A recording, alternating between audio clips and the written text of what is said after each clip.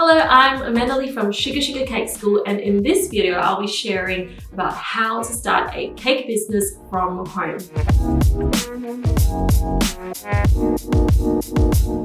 I started my own cake business back in 2013, and since then my cake business grew into one of the top award-winning wedding cake businesses in my state, and now I run an online cake school with over 30,000 students globally. The topics we're going to be covering today are your product, deciding what to sell. Also, we're going to be talking about regulations, permits, and registrations, the tools and equipment you need to get started, how to price your cakes, and how to gain customers. Coupled with this video, I've created a free resource for you that's a very comprehensive cake business checklist. Basically everything that I did to start my cake business in one handy list, so you don't get overwhelmed or confused about what you need to do. I've also laid out in chronological order all the different things to check off your list so you can take things one step at a time, and I've popped the link for that in the description box below. So the first thing to do when you are starting your cake business is to decide what it is that you are going to sell. Try and avoid selling anything and everything that customers want and request, because this can be very inefficient, draining, and could eventually lead you down a path that you never wanted to be in the first place. So decide upfront what it is that you're going to specialize in, whether it's cupcakes, or are you going to mainly make celebration cakes with maybe 2 to 3 dessert options like cupcakes, cookies, and macarons, or will you specialize in royal icing cookies? It's really beneficial to have an idea about what your business is going to sell and be known for, as this will help you to stand out from the pack. It's also really valuable if you can pay attention to your surroundings, find out what's already available in the market and what people want to order. Next up is to find out what regulations you have to adhere to in your local area to start a food business from home. This will depend very much on where you live. In the States, there are cottage laws that you have to adhere to, and in Australia, where I live, we need to get permits from our local council. It's really important that you contact your local governing body to find out what you need to apply for legally to make and sell cakes from home. Oftentimes, this will include gaining a food handling permit, which is very beneficial and important so you're able to make products in a safe way for customers. This is the step that scares most bakers, but I will have to encourage you and say, don't let this deter you. The fact that there are bakers in your area selling cakes from home is a sign that it is possible, and it's not impossible to get all this paperwork and registrations done. I would also encourage you to reach out, approach a few local bakers and ask them for their input on how they went about all this. After that, it's time to set up your workspace.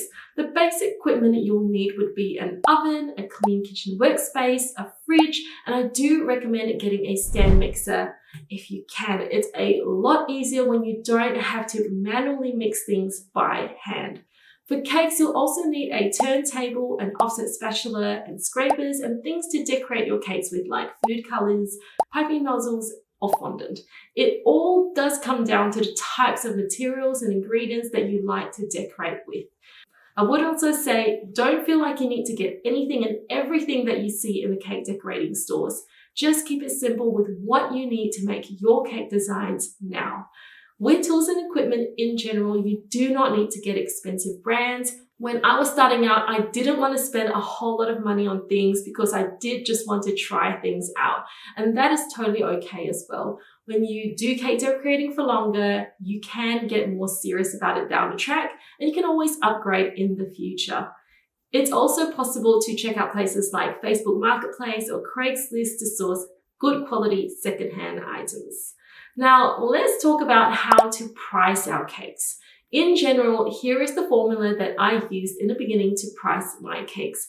It was the cost of ingredients plus my hourly rate, which is multiplied by how long it took me to make a certain project, and included with that the amount for additional costs like electricity or gas. Now, your hourly rate will be whatever you decide you want to pay yourself and whatever you think matches your current skill level. So when I was a complete newbie, I had no idea how to price my cakes. I charged $40 for my first ever sale, and I soon realized that it wasn't very profitable at all. If you're selling custom cakes, people should expect to have to pay a higher amount as your products are not the run-of-the-mill grocery store cakes. It's kind of like buying a customized wedding gown as opposed to buying a dress off the rack from Kmart, Target, or Primark, for example.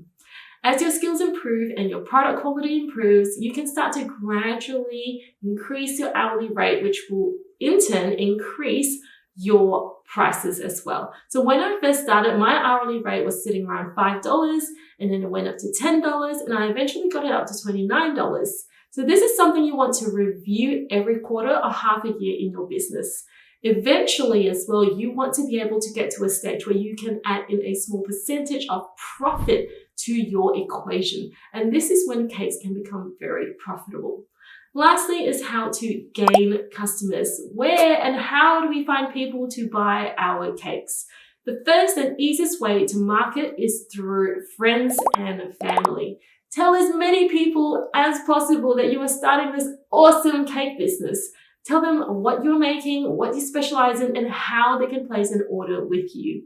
Also, creating social media accounts like Instagram, TikTok, or Facebook is a great way to reach more customers in your area wanting to purchase desserts and cakes.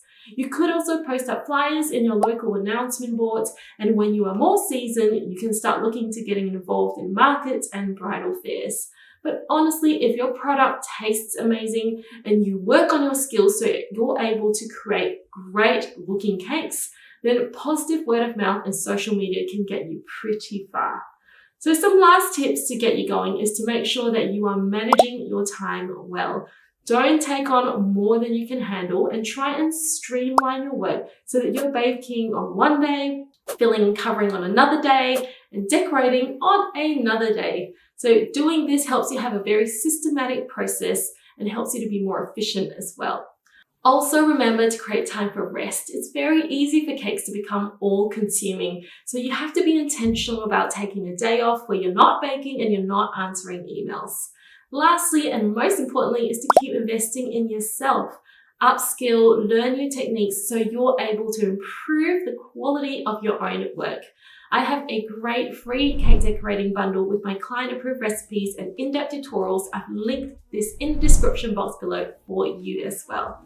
I hope you found this video helpful. I'd love to hear from you if you did. And if you have any other questions about starting a cake business from home, you can pop it in the comments below, and I'll try my very best to get through as many as I can. Thank you so much for watching, and I'll see you in my next video. To stay up to date with all new Sugar Cakes videos and tutorials, hit that subscribe button, and don't forget to turn on your notifications so you're not missing out on any new content. Catch you guys later!